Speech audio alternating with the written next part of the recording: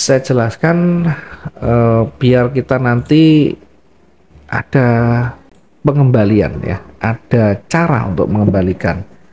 Ketika kita salah entry, sudah terlanjur entry, apakah kita nanti close biasa atau diapakan gitu ya? Biasa sering pertanyaan yang baru-baru yang belum pernah recovery ya seperti ini. Tidak masalah ya. Kita akan coba untuk jelaskan. Jadi ada beberapa cara untuk recovery. Tinggal pilih nanti ya. Maka di awal saya sarankan mencoba dengan latihan dulu, dengan demo dulu. Kenapa harus latihan dengan demo? Minimal untuk menguji ya, menguji dari teknik yang digunakan. Baik itu cara analisa, baik menempatkan titik entry, baik menggunakan lotnya, baik untuk melakukan recovery. Kalau kita latihan dengan demo, yang ada kita bebas mengeksplor, menggali dulu. Tapi belajarlah disiplin ya. Kalau kita pakai akun demo, anggap saja itu uang kita. Ya, tanggung jawab yang penuh. Kalau misalkan belum bisa recover, berusaha lagi terus gitu. Kalau masih salah, terus belajar untuk memperbaiki. Ada 3 cara kita bisa lakukan nanti saat kita entry ya. Yang pertama tentu yang paling umum dipakai adalah cut loss atau stop loss. Artinya kita memotong rugi. Memotong rugi itu berarti ya, kita sudah siapkan risikonya berapa. Boleh menggunakan persentase 1%, 2%, 3%, 4% juga boleh. Nah, biasanya rata-rata yang ideal itu 1-2% dari modal per transaksi ya, dihitung per transaksi silahkan berapa.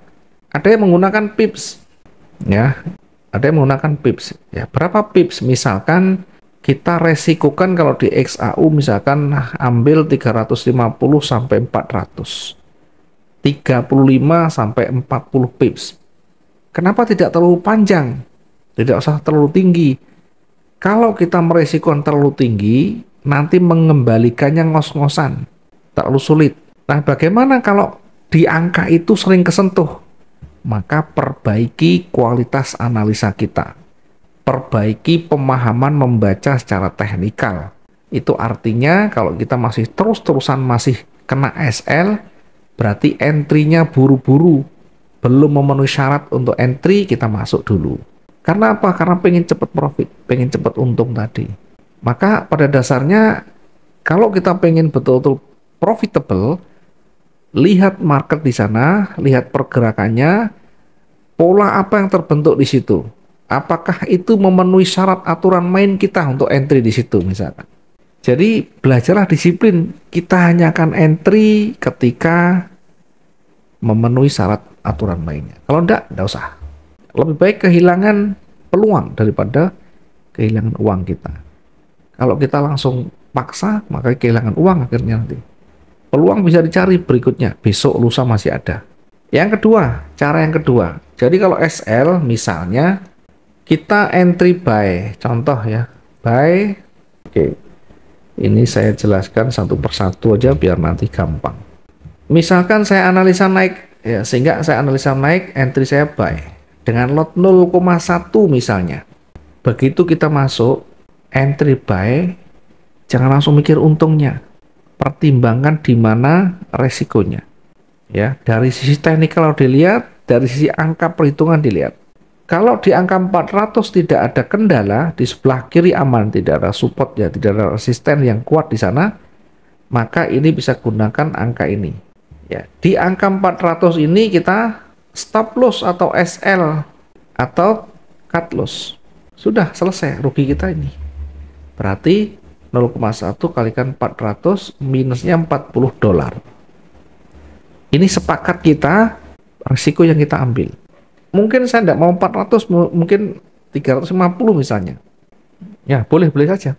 Saya tidak mau 350, mau 600 ya boleh-boleh saja. Asalkan angka itu nanti kita bisa mengembalikan ya. Kalau angka itu terlalu berat untuk nanti kita mengembalikan profitnya, nah jangan terlalu tinggi.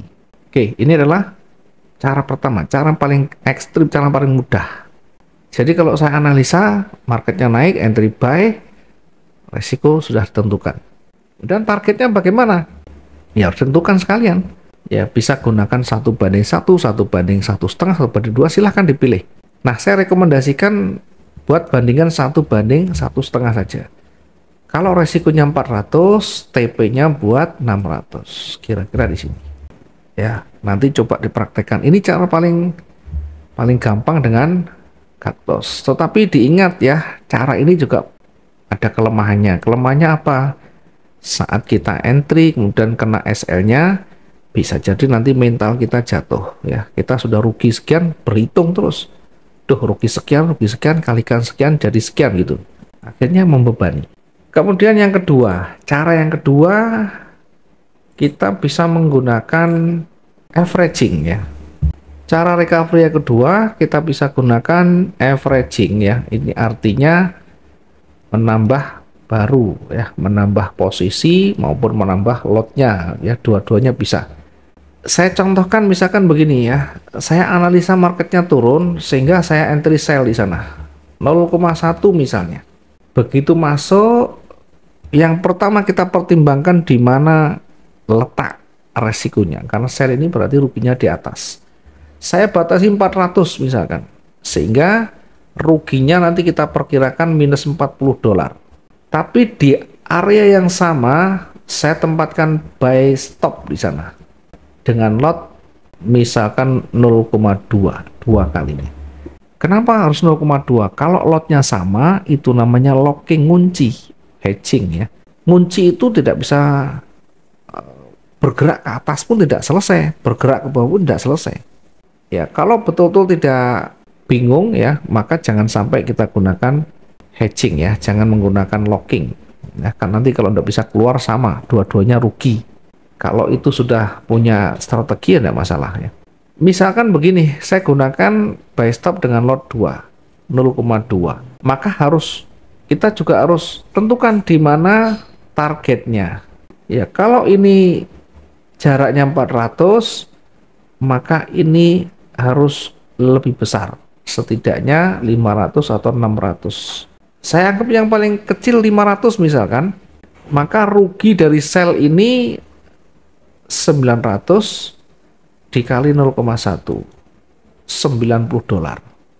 Sementara buy-nya 0,2 sampai ke sana 500 dikali 0,2 jadi $100. Sehingga dari minus ini ditambah plus ini masih ada sisa profit $10. Itu artinya di sini langsung kita exit semuanya. SL dari sell, TP dari buy-nya. Di area yang sama. Ya, di area yang sama kita SL dan TP. Ini averaging ya. Ada juga averaging itu ditambah lagi terus begitu ya, jangan sesuai kemampuan saja, mungkin 1-2 layer 3 layer selesai, jangan banyak-banyak, nanti akan sulit untuk kita mengendalikan ya. Kemudian satu lagi cara recovery ya, cara ketika kita salah tadi, sebenarnya bukan salah, kita awali dari simulasinya ya, jangan sampai nunggu kita salah, begitu kita entry ya sudah kita persiapkan. Oke, yang ketiga adalah namanya switch atau switching. Switch ini artinya mengganti ya, mengganti posisi. Artinya bongkar pasang. Namanya bongkar pasang itu ada yang dibongkar, dipasang.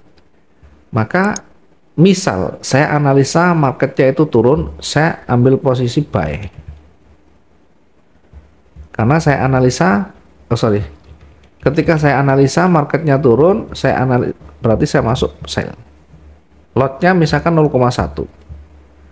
Begitu tersentuh, begitu masuk, kita langsung hitung, ukur jarak 400 misalkan ya.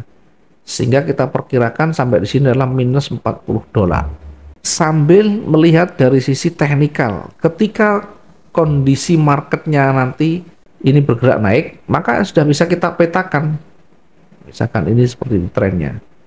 Kemudian turun, naik, turun lagi, naik lagi, misalkan makin ke atas.